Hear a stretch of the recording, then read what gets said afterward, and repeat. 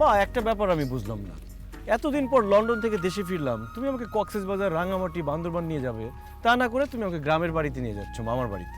আরে রাজু, কক্সবাজার রাঙামাটি গেলে তুই যে মজা পেতি তার থেকে অনেক বেশি মজা পাবি মামার বাড়িতে।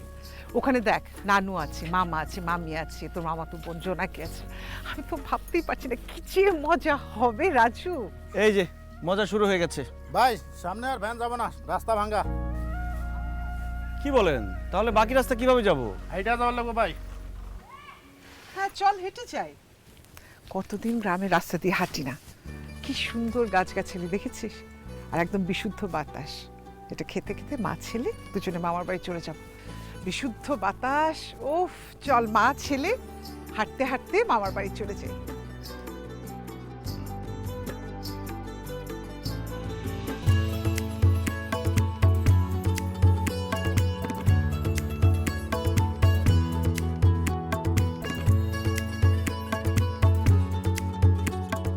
বড়ি পারে কে রে?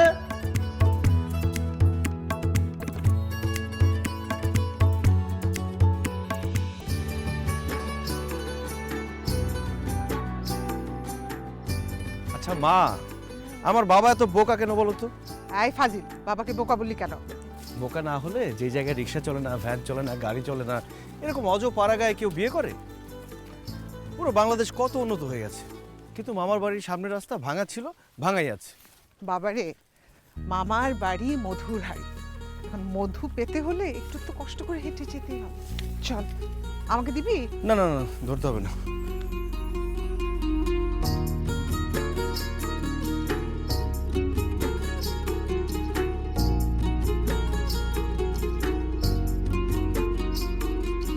কি গো আন্টি, কই যান? বাপের বাড়ি না শ্বশুর বাড়ি? বাপের বাড়ি। তোমরা কারা? আমরা এই গ্রামেরই। তা আন্টি, আপনার লগে এই হ্যান্ডসাম পোলাটা কে? আমার ছেলে রাজু।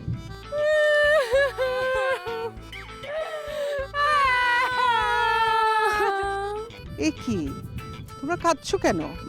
আন্টি, 6 মাস আগে আমার স্বামী মইরা গেছে।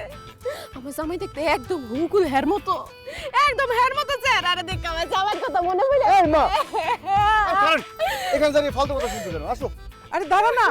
আচ্ছা, তোমার স্বামী কিভাবে মারা গেছেন?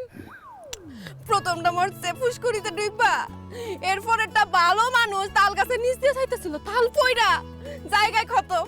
আর শেষেরটা কেমনে মরছিল? ওই যে বৃষ্টির দিনে বাইরে গেছিল। ও বৃষ্টির দিনে কত মানা করছি বাইরে যায় না, গেছে টাটা মরে মরে গেছে গা। আমার শেষের জামাইটা একদম হেয়ার মতো হুবুকুল আছিল। শেষে জামাইটা মরে যাওয়ার পরে আমার কেউ আর বিয়ে করতে রাজি হয় না। যেই রাজি হয় সে অনেক টাকা যৌতুক চায়, আর আমার ভাইরা তো যৌতুক দিতে পারে না, লাগে আমার বিয়ে হইতেছে না গো আন্টি। আপনি কোন আমার মতো এরকম সুন্দরী একটা মাইয়া বিয়া ছাড়া, স্বামী ছাড়া থাকতে পারে? না। ধন্যবাদ আন্টি, নারী হয়ে নারীর মনের বেদনা বুঝছেন। আপনারে দেখা খুব দরদি মানুষ মনে হইতেছে। আন্টি, আপনার কাছে একটা জিনিস চামু, আপনি না করতে পারবেন না? হ্যাঁ হ্যাঁ বলো, অবশ্যই। কি চাও? আন্টি, আমি আপনার পোলাডারে চাই। যেহেতু সে দেখতে হুবহু আমার জামাইয়ের মতো, তারে আমি বিয়ে করতে চাই। আন্টি গো, আপনি আমার বাধা দিবেন না। হ্যাঁ, আমার খুব পছন্দ হইছে। হ্যাঁ, এখনই বাড়িতে লয়ে গিয়ে আমি বিয়ে করব। আহো। আরে আরে কি করতেছে মা?